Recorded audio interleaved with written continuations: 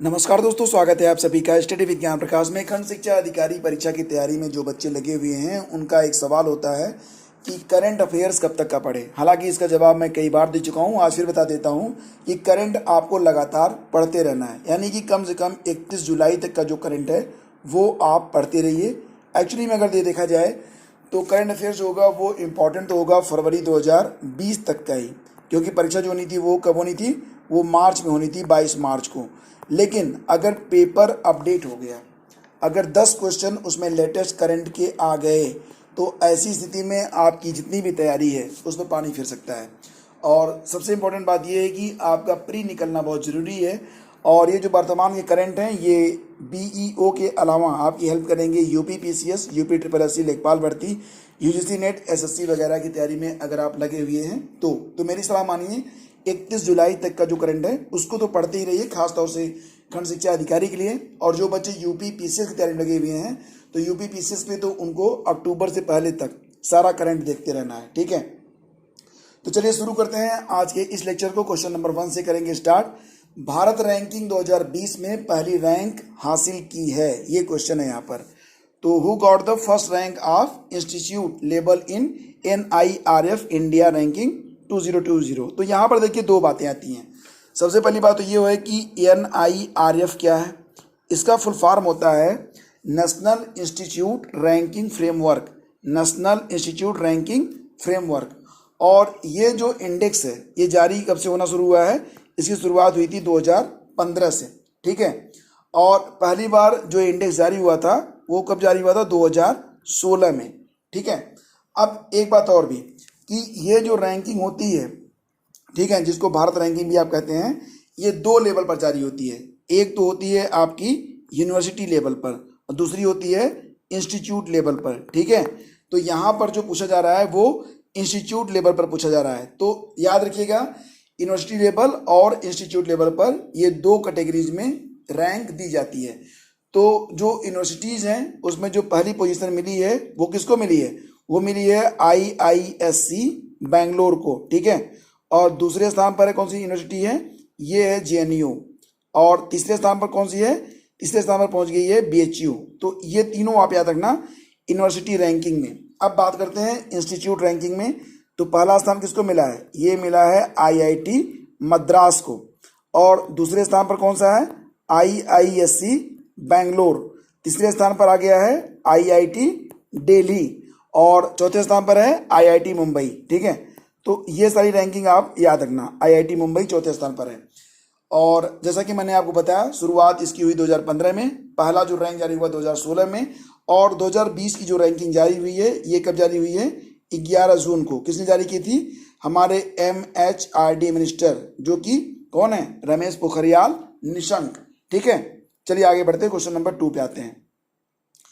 प्रकृति सूचकांक 2020 में शीर्ष 30 भारतीय संस्थानों में किस संगठन को प्रथम स्थान दिया गया है। एक बात ध्यान दीजिएगा कि ये जो नेचर इंडेक्स 2020 के बारे में यहाँ पर बात हो रही है, तो उसमें वर्ल्ड वाइड यानी ग्लोबली जो इंडेक्स है उसमें 30 भारतीय संस्थान जो शामिल हुए हैं, उसमें पहले स्थान पर कौन सी संस्था है, ये क्वेश्चन है। तो क्वेश्चन को समझना बहुत जरूरी होता है। तो पहले स्थान पर पहुंच गया है CSIR, ठीक है। ऑप्शन 1 इसका सही जवाब होगा, डी ऑप्शन इसका सही होगा, CSIR, जो कि पहले स्थान पर है भारतीय संस्थाओं में। वैज्ञानिक और औद्योगिक अनुसंधान परिषद यानी कि CSIR को नेचर इंडेक्स 2020 में शीर्ष 30 भारतीय संस्थानों में पहला स्थान मिला है। जबकि अगर देखा जाए ऑल ओवर तो जो ग्लोबल सूची है, ग्लोबल इंडेक्स है, उसमें CSIR की जो पोजीशन है वो कितनी है, 160, और IISc को स्थान मिला है 180। तो बस इतना याद रखना कि प्रकृति सूचकांक 2020 में जो 30 भारतीय संस्थान शामिल हैं उसमें पहले स्थान पर है CSIR। इतना तो आपको याद ही रहेगा और यही पूछा भी जाएगा खासतौर खंड शिक्षा अधिकारी की परीक्षा में, क्योंकि उम्मीद की जा रही है कि जो लोअर लेवल का करंट होगा वही पूछा जाएगा, ठीक है। और अगर आप यूपी PCS या फिर UPSC की तैयारी कर रहे हैं तो थोड़ा सा करंट को आपको डीप में समझना होगा। चलिए आगे बढ़ते हैं, क्वेश्चन नंबर 3। अभी हाल ही में विश्व खाद्य पुरस्कार 2020 दिया गया, गले में खिंच तो अभी हाल ही में विश्व खाद्य पुरस्कार 2020 जो प्रदान किया गया है, तो ये पुरस्कार किसको दिया गया है, ये क्वेश्चन है यहाँ पर, ठीक है। तो ये पुरस्कार दिया गया है किसको, रतन लाल को। रतन लाल कौन है, तो देखिए जो रतन लाल है ये पंजाब विश्वविद्यालय के प्रोडक्ट हैं, यानी कि वहाँ पर पढ़ाई कर चुके हैं और वर्तमान में ये ओहियो स्टेट यूनिवर्सिटी में कृषि मृदा वैज्ञानिक हैं, जिनको क्या पुरस्कार दिया गया है, विश्व खाद्य पुरस्कार। और ये पुरस्कार कौन देता है, ये पुरस्कार देता है वर्ल्ड फूड प्राइज फाउंडेशन, जिसके अध्यक्ष हैं बारबरा स्टिनसन। और रतन लाल जी को ये पुरस्कार कब दिया गया, 11 जून को, ठीक है। आगे बढ़ते हैं। कोविड-19 रोगियों के इलाज के लिए किस देश ने प्लाज्मा नेटवर्क लॉन्च किया है। प्लाज्मा नेटवर्क, देखिए प्लाज्मा नेटवर्क का मतलब ये होता है कि इसमें जो डोनर है और जो रिसीवर है दोनों एक वेबसाइट पर अपना रजिस्ट्रेशन करेंगे और जिसको ज़रूरत होगी वो एक दूसरे से संपर्क करेगा। तो ये जो प्लाज्मा नेटवर्क है ये लॉन्च किया गया है बांग्लादेश में। बांग्लादेश और भारत के बीच में जो सीमा रेखा है उसका नाम क्या है, ये बताइए आप। काफ़ी इंपॉर्टेंट है, इसके बारे में करेंगे चर्चा, लेकिन आपको बता दें कि बांग्लादेश में सोहो जोधा नामक एक इनिशिएटिव शुरू किया गया है, जिसका नाम क्या रखा गया है, सोहो जोधा। एक वेबसाइट है और इस वेबसाइट पर जितने भी प्लाज्मा के डोनर हैं और रिसिप्टर हैं दोनों लोगों ने अपना रजिस्ट्रेशन किया हुआ है और इस माध्यम से वहाँ पर प्लाज्मा थेरेपी अवेलेबल हो रही है।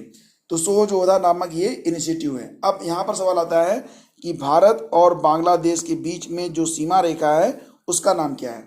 तो इसका जवाब यही है, जो सीमा रेखा भारत और पाकिस्तान के बीच में है वही सीमा रेखा भारत और बांग्लादेश के बीच में भी है, क्योंकि एक ही सीमा रेखा थी जो दोनों के बीच में खींची गई थी।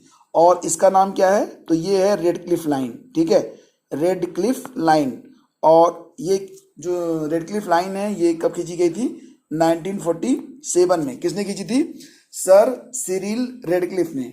ये तस्वीर देखिए आप, सर सिरिल रेडक्लिफ है ये, 1947 में इन्होंने ये रेखा खींची थी। बांग्लादेश यहाँ पर आप देख रहे होंगे और पाकिस्तान की रेखा यहाँ पर आप देख रहे होंगे। तो दोनों रेखाएं एक साथ ही खींची गई थी, ठीक है। और इस रेखा को नाम दिया गया है रेड क्लिफ लाइन। तो ये जरूर याद रखना, ठीक है, काफ़ी इंपॉर्टेंट है ये। भारतीय मूल के वे संगीतकार जिन्हें ऑस्ट्रेलिया का मेडल ऑफ द ऑर्डर से सम्मानित किया गया है, तो ये कौन है, ये है शोभा शेखर, ठीक है। शोभा शेखर जी को medal of the order award दिया गया, जो कि ऑस्ट्रेलिया का एक काफ़ी प्रतिष्ठित अवार्ड है, ठीक है। ये बात आप जरूर याद रखना। और इसी क्रम में आपको बता दें अभी हाल ही में जावेद अख्तर जी को भी एक पुरस्कार मिला है, रिचर्ड डॉकिंस अवार्ड, ठीक है, रिचर्ड डॉकिंस अवार्ड। ये किसको दिया गया है, जावेद अख्तर जी को। तो दोनों बातें आप याद रखना, काफ़ी इंपॉर्टेंट है। और पूनम अवलोकन के द्वारा किस पशु की जनसंख्या की गणना की जाती है। पूनम अवलोकन के द्वारा किस पशु की जनसंख्या की गणना की जाती है। तो देखिए ये जो गणना है वो अभी 1 जून को शुरू हुई थी और कब तक चली थी, 7 जून तक। और ये गणना जो थी वो किसकी की गई थी, शेर की गणना की गई थी इसमें, ठीक है। और इसमें एक अच्छी बात ये है कि शेरों की जो जनसंख्या है वो 2015 के मुकाबले बढ़ी है। 2015 में शेरों की कुल संख्या कितनी थी, 523, और अब 2020 में इनकी संख्या बढ़ के कितनी हो गई है, 674, ठीक है। तो गुजरात में के जो एशियाई शेर हैं उनकी आबादी में वृद्धि हुई है। और फ्रेंड्स इसी के साथ आपको मैं एक नई सूचना दे देता हूं। अभी तुरंत ही मुझे समाचार प्राप्त हुआ है कि प्रसिद्ध अभिनेता सुशांत सिंह राजपूत नहीं रहे, उन्होंने बांद्रा स्थित अपने फ्लैट में खुदकुशी कर ली है, ठीक है। भगवान उनकी आत्मा को शांति दें और उनके परिजनों को इस दुख को सहने की शक्ति। और इसी क्रम में आगे बढ़ते हैं, क्वेश्चन नंबर 7 पे आते हैं। मर्सर के कास्ट ऑफ लिविंग सर्वे के अनुसार प्रवासियों के भारत का सबसे महंगा शहर कौन सा है, यानी कि रहने के लिए सबसे महंगा शहर कौन सा है। तो यहाँ पर भारत का जो मुंबई शहर है ये प्रवासियों के लिए सबसे महंगा है, ठीक है। मुंबई के बाद अगर देखा जाए तो सबसे महंगा शहर दिल्ली है।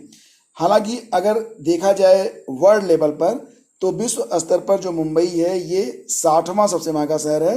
और अगर एशिया स्तर पर देखा जाए, एशियाई स्तर पर, तो एशियाई स्तर पर ये 19वां सबसे महंगा शहर है, ठीक है। और यहाँ पर जो क्रम है मुंबई के बाद, मतलब सबसे महंगा तो मुंबई हो गया, मुंबई के बाद जो सबसे महंगा शहर है वो कौन सा है, वो दिल्ली है, ठीक है।